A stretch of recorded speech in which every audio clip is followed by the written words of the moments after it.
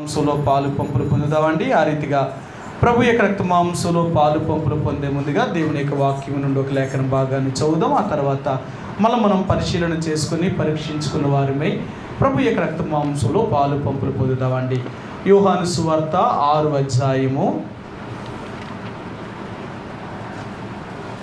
యోహాను సువార్త 6వ అధ్యాయము 53 నుండి 58 వరకు మార్చి ఉత్తర ప్రత్యుత్తర రీతిగా చదువుదామండి. 53 నుండి 58 వచనాలు మార్చి ఉత్తర ప్రత్యుత్తర రీతిగా చదువుదాం.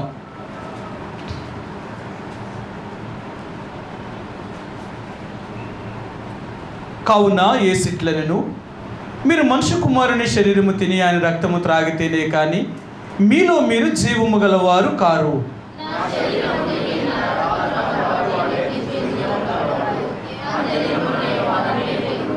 నా శరీరము నిజమైన ఆహారమును, నా రక్తము నిజమైన పానమునై ఉన్నది.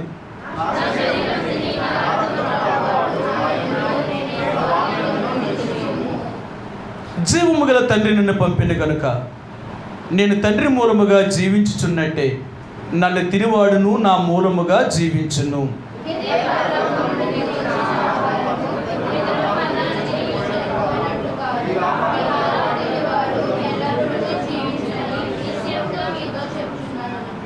మరొక భాగాన్ని చదువుదామండి.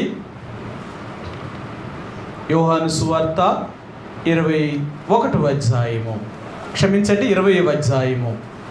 యోహాను సువార్త 20వ అధ్యాయము 15వ వచనాన్ని మనందరం కలిసి ఒక మాటలా చదువుదాం. 20వ అధ్యాయము యోహాను సువార్త 15వ వచనాన్ని మనందరం కలిసి ఒక మాటలాగా చదువుదామండి. యేసు, అమ్మా, ఎందుకు ఏడ్చుచున్నావు? ఎవరిని వెతుకుచున్నావు అని ఆమెను అడుగగా ఆమె ఆయన తోటమాలి అనుకొని, అయ్యా, నువ్వు ఆయనను మోసుకొని పోయిన ఎడల ఆయనను ఎక్కడ ఉంచుతువో నాతో చెప్పుము, నేను ఆయనను ఎత్తుకొని పోవుదనని చెప్పాను. ఈ యొక్క ఉదయకాల సమయంలో ప్రభు యొక్క శరీరానికి ఆయన రక్తానికి సాదృశ్యంగా ఉన్న ఈ రొట్టెలో రసములు మనం పాలు పంపులు పొందే ముందుగా మనల్ని మనంగా పరిశీలన చేసుకుని యోగ్యమైన రీతిగా ప్రభు యొక్క రక్త మాంసములో మనం పాలు పంపులు పొందవలసిన వారికి ఉంటున్నాం. మీకు చాలాసార్లు చెప్తూ వచ్చాను, ఎవరైతే ప్రభు యొక్క రక్త మాంసములో అనగా ఆ బల్ల మీద ఉన్న రొట్టెలో రసములో పాలు పంపులు పొందలేరో వారు ప్రభు యొక్క రాజ్యములోనికి ప్రవేశించడానికి అర్హత లేనివారు. అందుకని రక్షించబడిన ప్రతి ఒక్కరూ కూడా, మారు మనసు యొక్క అనుభూతికి వచ్చిన ప్రతి ఒక్కరూ కూడా ప్రభు యొక్క రక్త మాంసంలో పాలు పంపులు పొందాలి. ప్రభు యొక్క రక్త మాంసంలో పాలు పంపులు పొందడం వల్ల మనకు వచ్చే లాభం ఏంటి, పొందకపోవడం వల్ల మనకు వచ్చే నష్టం ఏంటి, ఈ రెండింటిని మనం తెలుసుకోవాలి. ఎందుకంటే ప్రభు యొక్క బల్ల దగ్గరికి వచ్చినప్పుడు లాభ నష్టాలు అంటే ఎందుకు చేయి వేయాలి, ఎందుకు వేయకూడదు అనే విషయాలు మనం తెలుసుకోకుండా ఏదో గుడికి వచ్చాం కదా, ఏదో ఒక ప్రసాదంలాగా తీసుకోవడానికి ప్రయత్నం మాత్రం చేయొద్దు.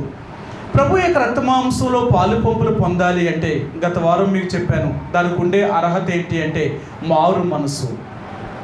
నీ మనసు మార్పు చెందినప్పుడు మాత్రమే దాంట్లో పాలు పంపులు పొందాలి, కానీ నీ మనసు మారకుండా మాత్రం దాంట్లో పాలు పంపులు పొందకూడదు.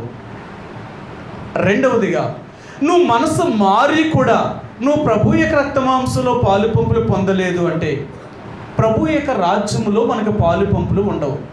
చాలామంది ఎలాగనుకుంటారంటే పూర్తిగా నేను మారిపోయిన తర్వాతే బల్లో చేవేస్తానండి అంటారు.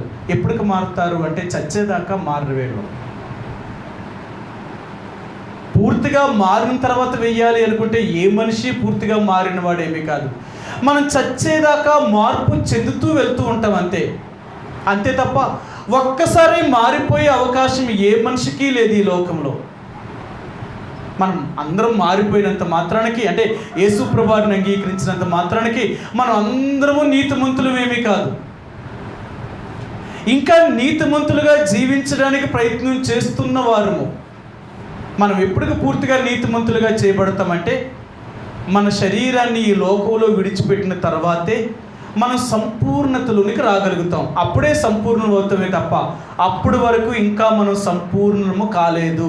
నీతిమంతులుగా చేయబడుతూ వెళ్తున్నాం. ఈ లోకంలో మనం జీవిస్తున్నప్పుడు ఎన్నో పరిస్థితులు మనకు ఎదురవుతూ ఉంటున్నాయి. కొన్నిసార్లు మనం పడిపోతున్నాం, కొన్నిసార్లు మనం వాటిలో మనం నిలబడుతున్నాం. ఇలాంటి పరిస్థితులు గుండా పడుతూ లెగుస్తూ మనం వస్తున్నాం. కాబట్టి ప్రభు యొక్క రక్తమాంసంలో పాలు పంపులు పొందే ప్రతి ఒక్కరూ కూడా మనం చనిపోయేటప్పటికి ప్రభు యొక్క సంపూర్ణతలోనికి మనం రాగలుగుతామండి. అంతవరకు సంపూర్ణతలో ఉండడం కొరకే ప్రయత్నం చేస్తున్నాం. అందుకని ప్రతిరోజు కూడా మనం ఎలాగెళ్తున్నామో ఇక్కడ ఒక మాట చూపిస్తాను. యోహాను సువార్త 1వ అధ్యాయంలో ఇక్కడ అపోస్తలుడైన పౌలు యోహాను ఈ మాటను జ్ఞాపకం చేశారు. ఆయన ఏం జ్ఞాపకం చేశాడో మీకు చూపిస్తాను. 16 వచ్చినవండి, 1:16. యోహాను సువార్త 1వ అధ్యాయము 16 వచ్చినవండి.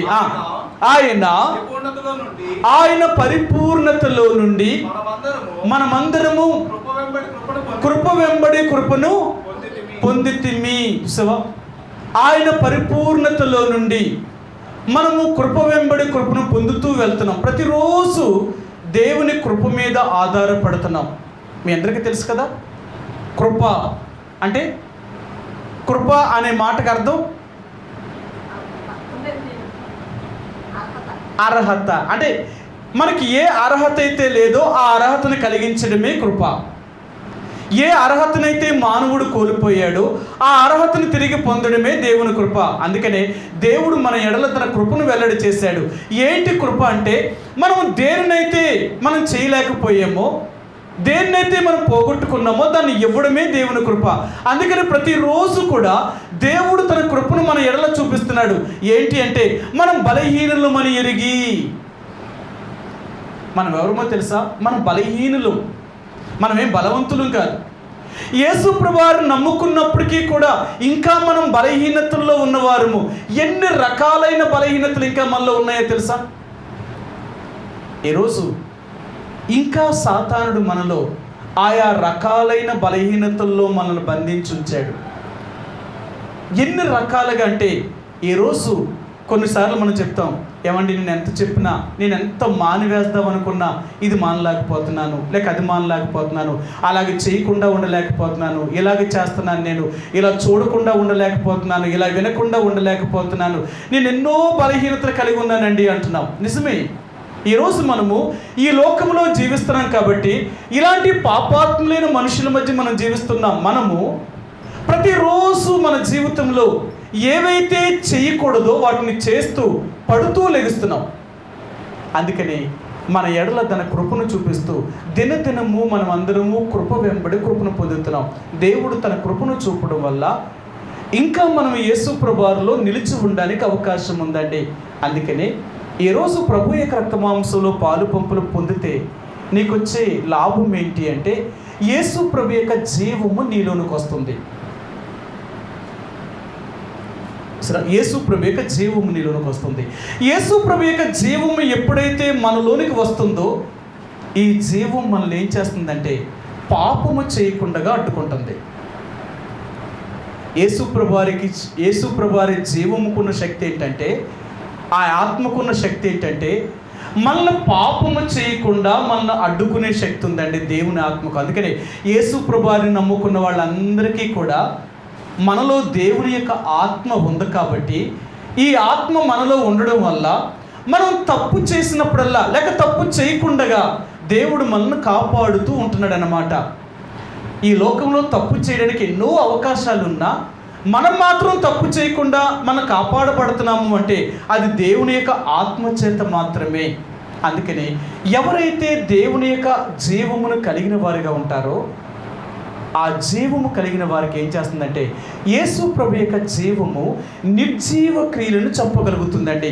సరే, జీవము లేని వాటిని చంపగలుగుతుంది. మీకు ఆ మాటను చూపిస్తాను. 1 యోహాను రాసిన పత్రిక, యోహాను రాసిన మొదటి పత్రిక 3వ అధ్యాయము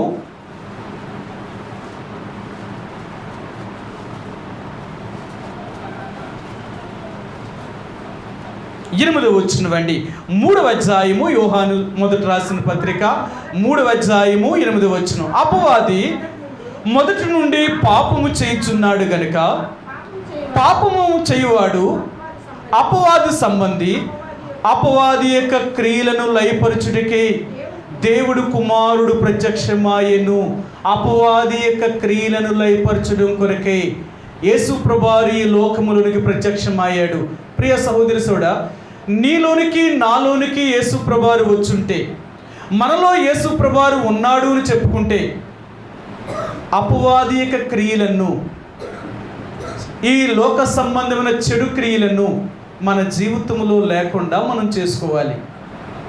ఒకవేళ అలాగూ చేసుకోలేని పక్షములో మనం యేసు ప్రభు యొక్క జీవమును మనం కలిగి ఉండలేము.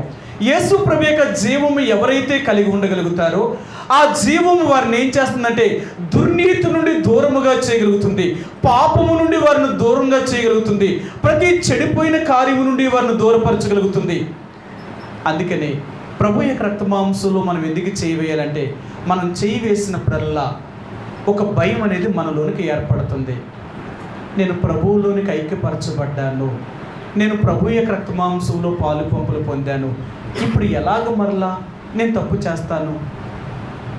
తప్పు చేయడానికి నాకు ఎటువంటి అధికారము నాకు లేదు. అర్థమైందా?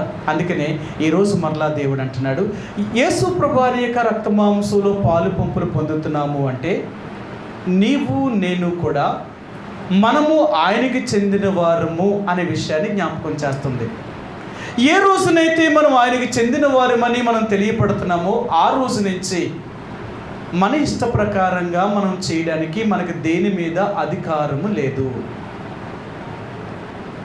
మన శరీరాన్ని పాడు చేసే అధికారం మనకి ఇవ్వలేదు దేవుడు.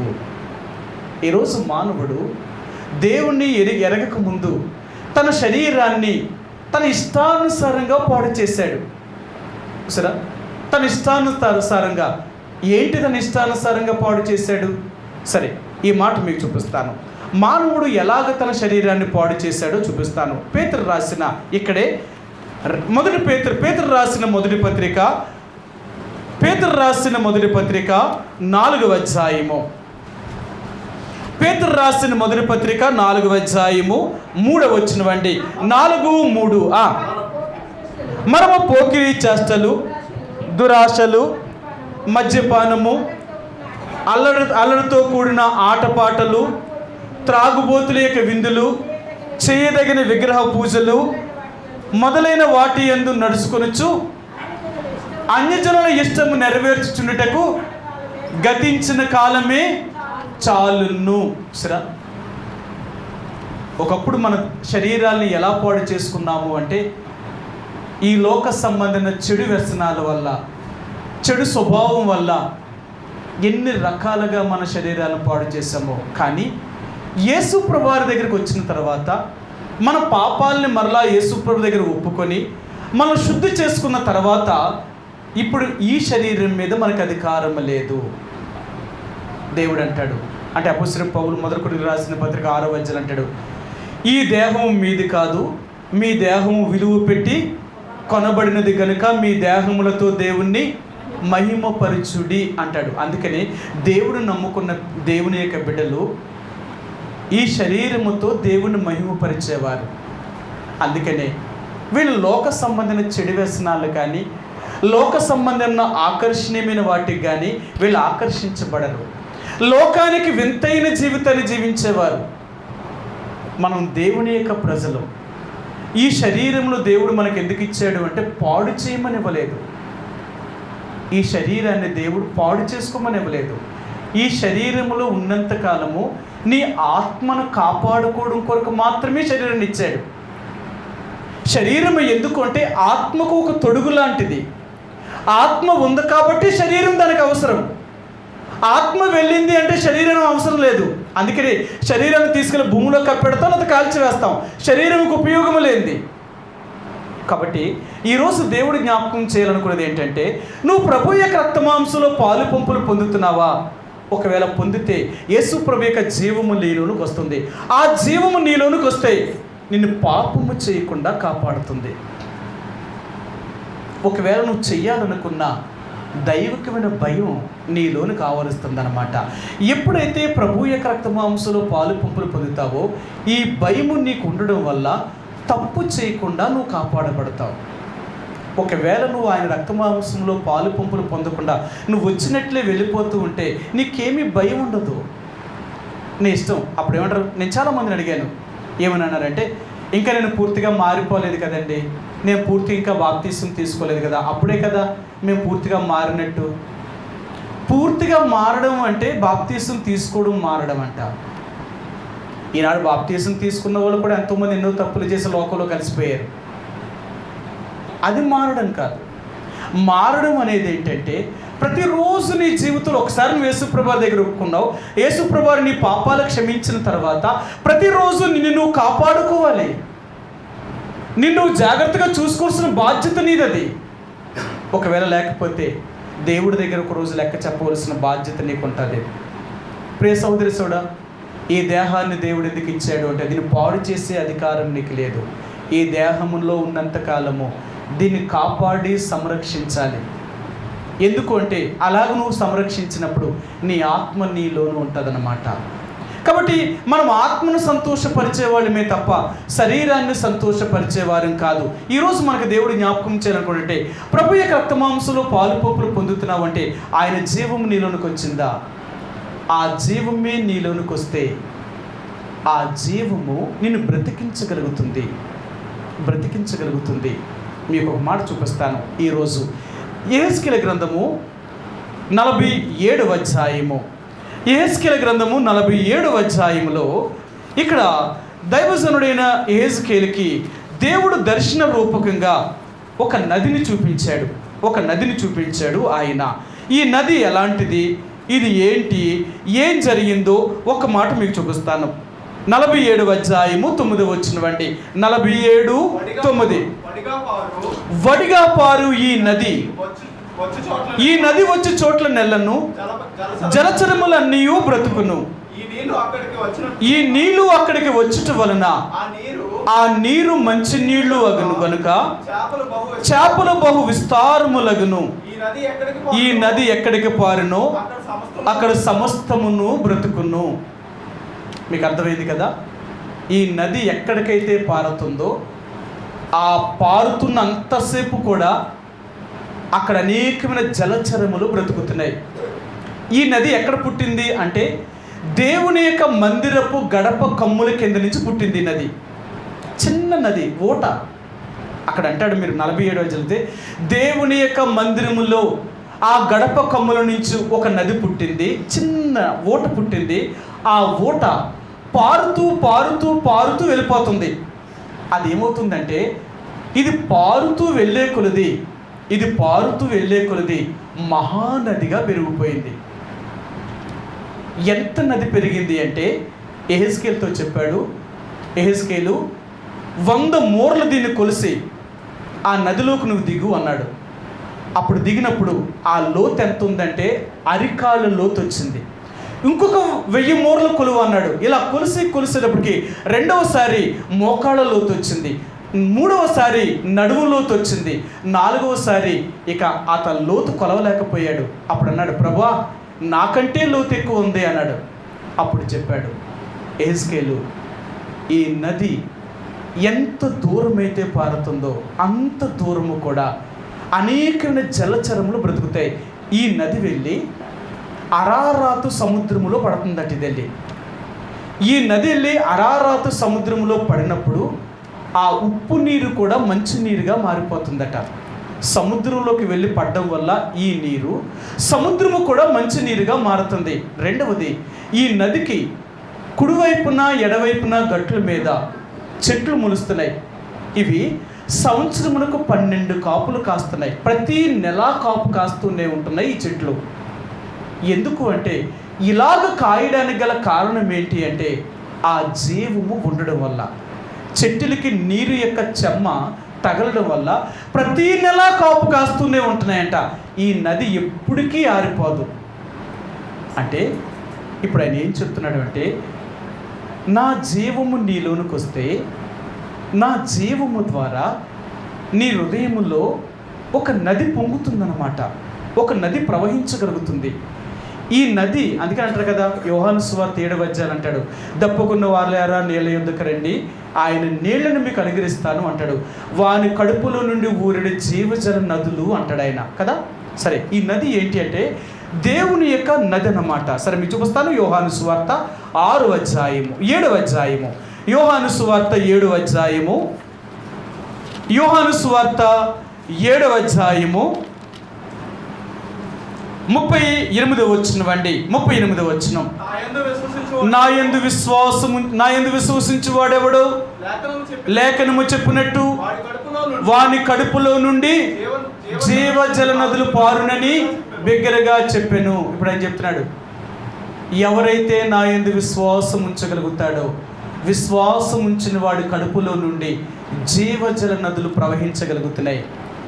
ఈ జీవమే నిన్ను బ్రతికించగలుగుతుంది. ఈ నది ఎక్కడైతే ఎంత దూరమైతే ప్రవహించగలుగుతుందో, ఈ నీరు లేక ఈ జీవము నీలో ఎంత వరకైతే ఉండగలుగుతుందో, నీ సమస్యలన్నిటినీ బాగు చేయగలుగుతుంది. నేను మరలా చెప్తున్నాను, యేసు ప్రభు యొక్క జీవము నీలోనికి వస్తే నీ బ్రతుకుని మార్చడమే కాదు, నీ స్థితిగతుల్ని కూడా మార్చగలుగుతుంది.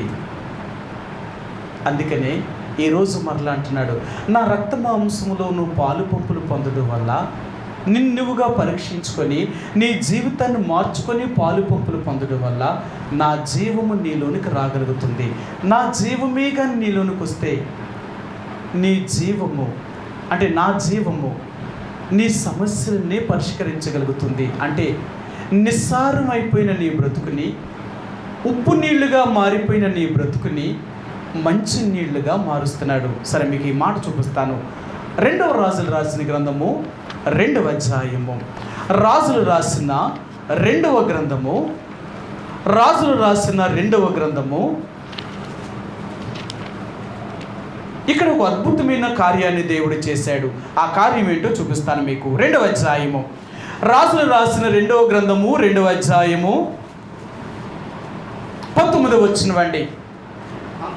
అంతటా ఆ పట్టణపు వారు ఈ పట్టణమున్న చోటు రమ్యమైనదని మా ఏలిన వాడివైన నీకు కనబడుచున్నది గాని నీళ్లు మంచివి కావు, అందుచేత భూమియు నిస్సారమై ఉన్నదని ఎలీషాతో చెప్పగా.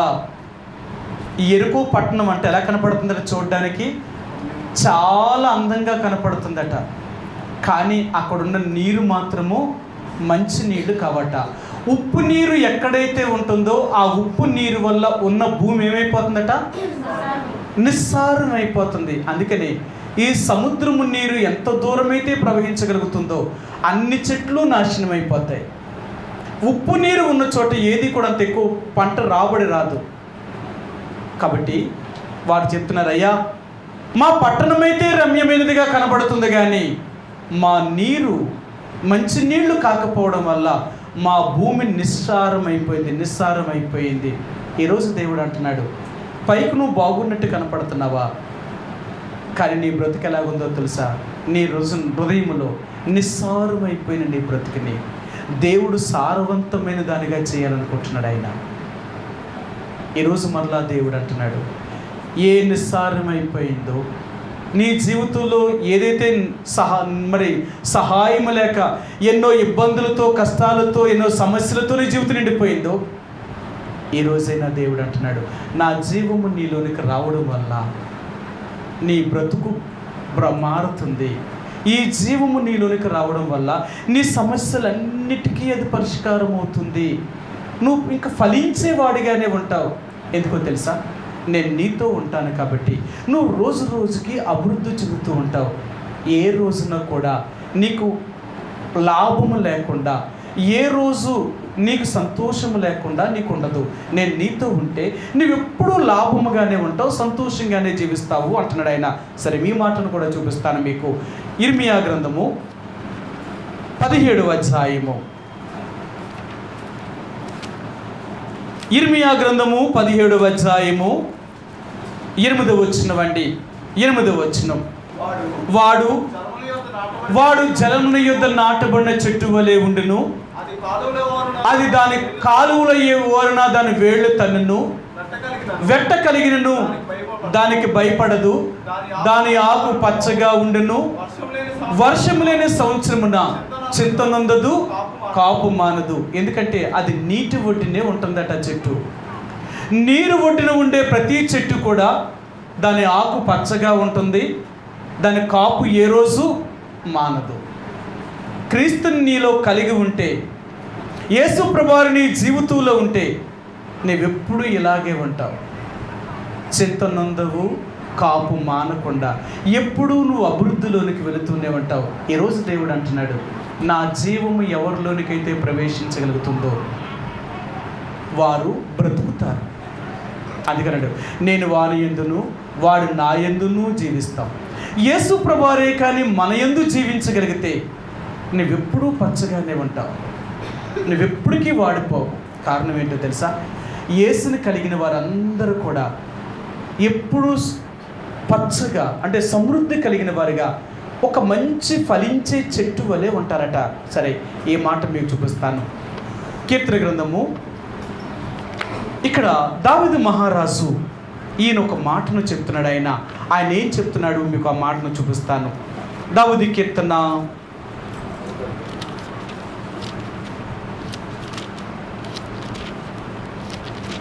'ఆయన ఏమంటాడు అంటే, నేను యెహోవా యందు నమ్మిక ఉంచాను కాబట్టి పచ్చని ఒలీవ చెట్టు వలె ఉన్నాను అంటాడు ఆయన. సరే, మీకు ఆ మాట చూపిస్తాను.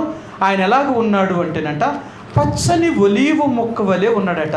అతను యేసు ప్రభునందు విశ్వాసం ఉంచడం వల్ల అతని జీవితం ఎప్పుడు కూడా పచ్చని ఒలీవ చెట్టు వలె అతడు ఉన్నాడు. కీర్తన గ్రంథము ఈ యొక్క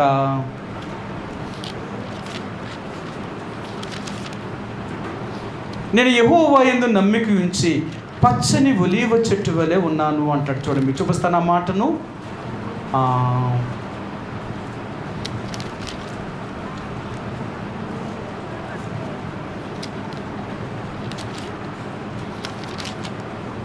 యాభై 52వ అధ్యాయము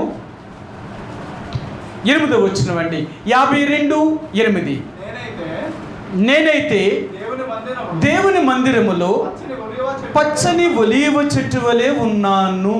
సరే, నువ్వెప్పుడు పచ్చగానే ఉంటావు, నువ్వు ఆకు వాడవు, నీ ఫలము మానవు, నువ్వెప్పుడు అభివృద్ధిలోనికి వెళుతూనే ఉంటావు. కారణం ఏంటో తెలుసా? దేవుడు నీతో ఉంటాడు కాబట్టి నువ్వు అభివృద్ధి చెందుతావు. నువ్వు ఎక్కడికి వెళ్ళినా, నువ్వు ఏ చోట ఉన్నా, నువ్వు ఏది చేసినా దేవుడు నిన్ను ఫలభరితముగా చేసేవాడు. దేవుని బిడ్డలు, మీరు బైబిల్ గ్రంథంలో చూడండి, వారు ఎక్కడికి వెళ్ళినా, ఏ పని చేసినా దేవుడు దాన్ని ఆశీర్వదించాడు. ఒక మాట మీకు చూపిస్తాను. ఆదికాండము 26వ అధ్యాయము, ఆదికాండము 26వ అధ్యాయము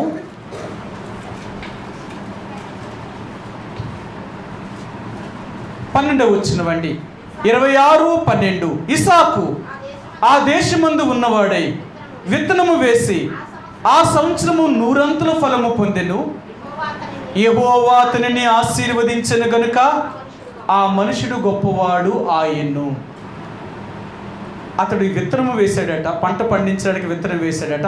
ఆ సంవత్సరం ఆ పంట 100 పండింది. అంటే ఎక్కడికి వెళ్ళినా సరే దేవుడు వారిని ఆశీర్వదించడం ప్రారంభించాడు. నేను మరలా చెప్తున్నాను, యేసు ప్రభు యొక్క జీవము నీలో అనుకుంటే ఆ జీవము ద్వారా నువ్వు బ్రతుకుతావు. నువ్వెప్పుడూ పచ్చగానే ఉంటావు. అంటే పచ్చగా ఉండడము అంటే నువ్వు ఎక్కడికి వెళ్ళినా, ఏ పని చేసినా నీ కార్యములన్నిటినీ దేవుడు సఫలము చేస్తాడు. నువ్వు చేసే ప్రతి పని దీవించబడుతుంది. నువ్వు చేసే ప్రతి వ్యవసాయము కూడా ఫలించేదిగా ఉంటుంది. సరే, ఈ మాట కూడా మీకు చూపిస్తాను. ద్వితీయోపదేశకాండము 16వ అధ్యాయము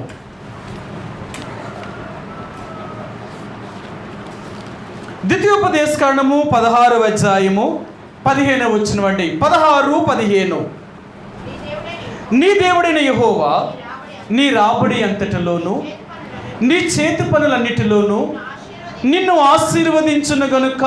చూసారా, దేవుడు నిన్ను ఆశీర్వదిస్తాడట. నీ చేతి పనులన్నిటిలోనూ, లేక నువ్వు చేసే నీ రాబడి అంతటిలోనూ దేవుడు నిన్ను ఆశీర్వదిస్తాడు. దేవుని యొక్క ఆశీర్వాదము, దేవుని యొక్క దీవెన నీకు లేకపోతే నీ చేతి పని కానీ, నీ రాబడి కానీ ఇది నీకు ఆశీర్వాదకరంగా ఉండదు. ఈరోజు మరలా దేవుడు అంటున్నాడు, నాతో నువ్వు పాలు పంపులు పొందడం అనేది నేను నిన్ను సంరక్షించగలుగుతాను. నా జీవము నీ లోనికి వస్తుంది. నా జీవము నీ లోనికి వచ్చింది అంటే నువ్వు బ్రతుకుతావు.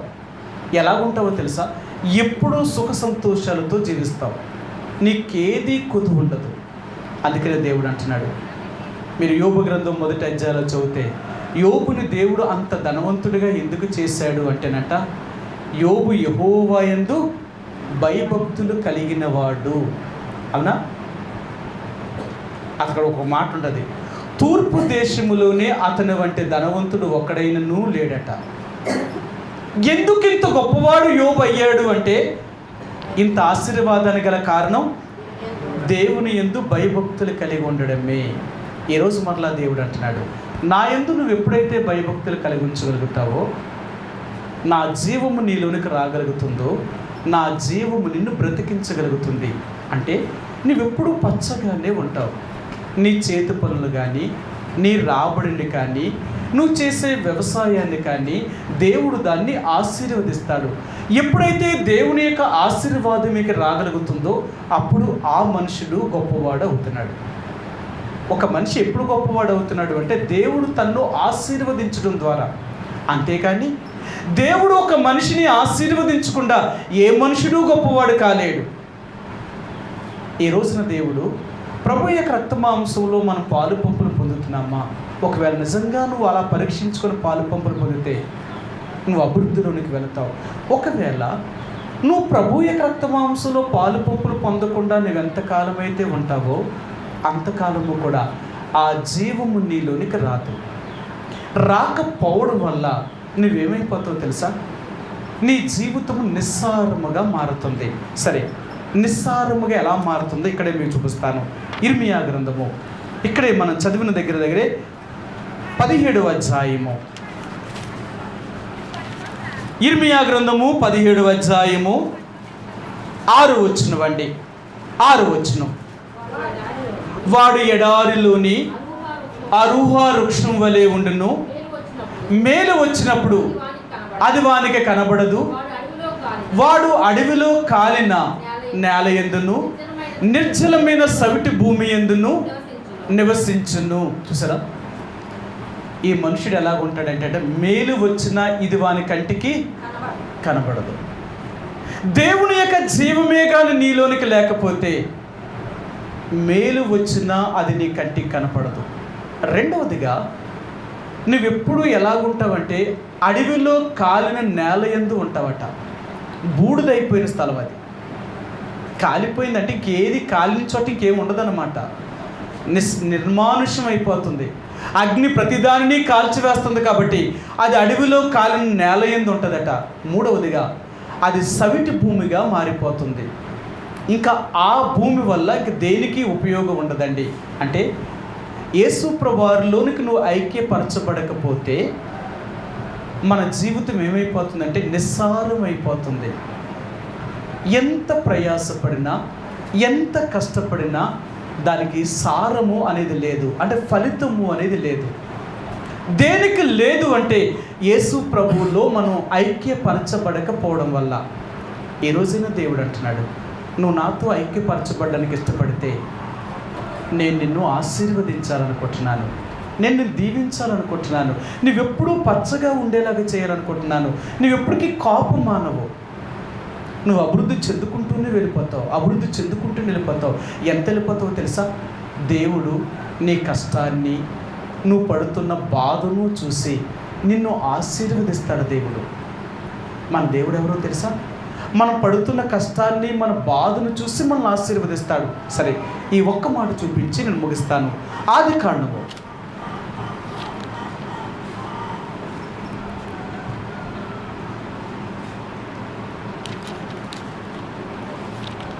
31వ అధ్యాయము.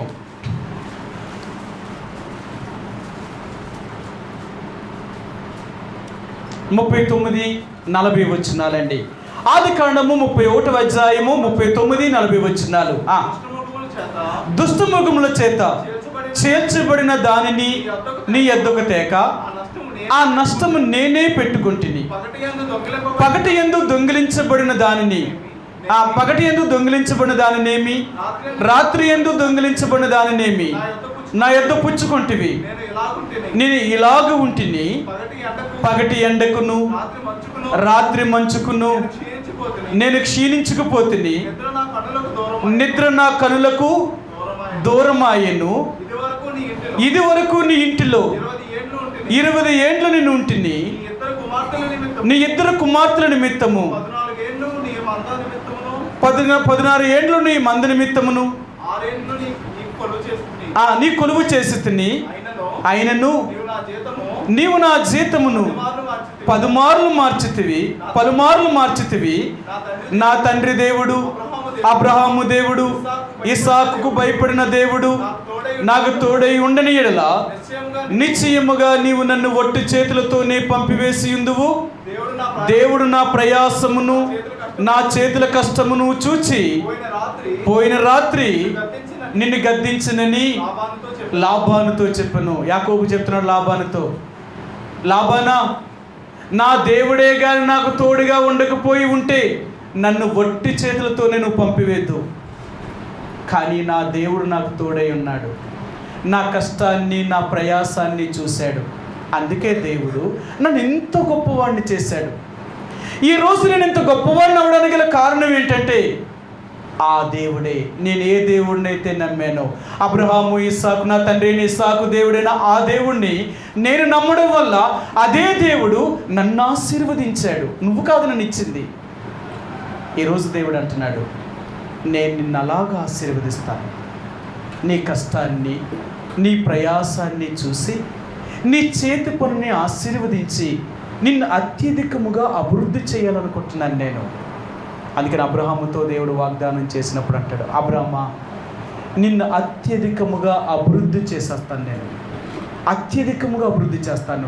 నిన్ను అభివృద్ధిలో తీసుకొస్తానంటే చాలా, నువ్వు ఊహించలేనంత అంత అభివృద్ధిలో తీసుకురావాలనుకుంటున్నాడు. ఈ రోజున ప్రభు యొక్క రక్తమాంసంలో పాలు పంపులు పొందే ముందుగా మరలా చెప్తున్నాను, మనల్ని మనంగా పరీక్షించుకొని ప్రభు యొక్క రక్తమాంసంలో యోగ్యముగా పాలు పంపులు పొందేమా ఆయన జీవం మనలోనికి రాగలుగుతుంది. ఆ జీవమే కానీ మనలోనికి వస్తే మనం ఎప్పుడూ పచ్చగానే ఉంటాం. నువ్వెప్పుడూ చింత నొందవు, కాపు మానవు. నువ్వెప్పుడూ అభివృద్ధిలోనే ఉంటావు. నీ భూఫలాన్ని దేవుడు దీవిస్తాడు, నీ చేతి పనులను దీవిస్తాడు, నీ వ్యాపారములను దీవిస్తాడు, నువ్వు చేసే ప్రతిదానిని దేవుడు ఆశీర్వదించగలుగుతాడు. లేదా నువ్వు ఆయన మాట వినకుండా ఇంకా మన ఇష్టానుసారంగా మనం జీవించాలి అనుకుంటే ఇక్కడ మరలా దేవుడు అంటున్నాడు, నీ బ్రతుకు ఎలాగవుతుందంటే నిస్సారముగా మారిపోతుంది. వాడు అడవిలో కాలిన నేల యందును నిర్జలమైన సవిటి భూమి యందును నివసిస్తాడు. మేలు వచ్చినా అది వాడి కంటికి కనబడదు.